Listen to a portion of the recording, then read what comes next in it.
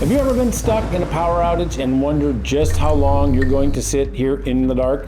Maybe you light every candle you own, grab a flashlight, and start rationing phone battery. It's like the apocalypse. Yep, I've been there. Darling, have you bought that generator, huh? In fact, just recently here in Seattle, a huge windstorm knocked out power for over 700,000 people. But Trooper Rick Johnson says that was only a fraction of the windstorm's aftermath. Whole neighborhoods went dark, fallen trees everywhere, power lines down. Some homes even got hit directly. We're still repairing some of those. It was chaos. So the big question is, how do you keep the lights on when Mother Nature decides to flip the switch? Today, we're talking generators, what they are, the different types, and whether you should consider one for your home. Spoiler alert, if you've ever said never again while eating cold leftovers in the dark, this one's for you. Hey, I'm Charlie with Armada Design and Build here in Bellevue. Around here, we don't just remodel homes, we also help families get prepared for real life. And nothing's more real than sitting in the dark during a windstorm wondering if your ice cream is melting, which it is, of course. So the first thing I want to talk about, the types of generators. Portable generators and permanent generators. First, we'll start with the most common type, the portable generator. As the name suggests, you can move them around. Pull them out of the garage, wheel them out into the driveway, plug it in, fire it up, and boom, you got power. Most run on gasoline, though some can run on propane or even natural gas. They're super versatile. You can power just a couple of lights in the fridge, or you can go bigger and you can run most of the house. All depends on the size of the generator.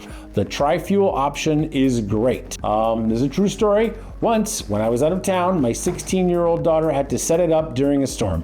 And guess what? She did it in no time. House lit up. Fridge was running, humming, Wi-Fi back on, crisis averted. Just had to direct her over the phone. Very good. I like to think of it as the ultimate teen survival badge. Now the pricing, right? What do these things cost? Smaller models start around $1,000, while the larger ones, big enough to run most of your home, easily $3,000, $4,000, $5,000. Still a whole lot cheaper than a fridge full of spoiled groceries and a hotel bill when your house goes dark, plus all the inconvenience, right? So the second type I want to talk about today are permanent generators. These are permanently installed outside. They're always there, right? These are the heavy hitters in the space, the ones that are hardwired into your home and kick in automatically the second the power drops out. That's called an automatic transfer switch. It reads the meter, boom, it comes on. They usually run on your home's natural gas supply or propane if you don't have gas to your house. And the beauty is you really don't have to do anything. The moment the power drops, they take over. A few seconds later, it's like nothing ever happened. Lights, heat, fridge, even your morning coffee machine, it all keeps running. And when the power company finally restores the grid, your generator shuts itself off, flips back over to the incoming power from the grid, and you're done. That's it. Very seamless. I actually installed one of these for my elderly neighbor a few years ago, right next door to me, and for him, it's been a total game changer. He doesn't have to worry about fumbling with gas cans or pulling cords in the middle of a storm. He just hears a click and the house keeps humming. That's real peace of mind. Now these permanent built-in automatic transfer type generators, they are definitely more of an investment. Depending on the size of your house and the size of your generator that you want, you're probably opening $7,000 to $10,000 for sure installed. Easily could go to 20 depending on how much you want to run in the house when it's operational. But if you live in an area where outages happen with great regularity, that's money well spent, in my opinion. Which one's right for you? So how do you decide? Here's the simple breakdown. If you want something a little bit more affordable, a little bit more flexible, and you don't mind a little bit of a hands-on setup with the portable, you got to go out, fire it up, hook it up. There's a whole process, right? Then you go portable. If you want zero hassle, automatic peace of mind, and never lifting a finger in the middle of a storm, go permanent. Think of it like this. A portable generator is like owning a trusty SUV that'll get you through the storm if you're willing to drive it. A permanent generator is more like autopilot. You don't even have to touch the wheel.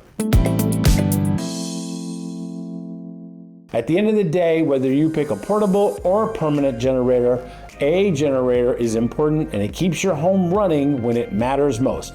No cold dinners, no spoiled food, no sitting in the dark playing board games by candlelight, unless you actually like that sort of thing, which then you don't need a generator. Here at Armada Design and Build, we don't just help you design beautiful kitchens and remodel bathrooms, we also help make your home safer and more reliable. If you're thinking about getting a generator, we can walk you through the options, recommend the best fit for your home and your budget, and handle the installation. Don't wait until the next big storm leaves you powerless.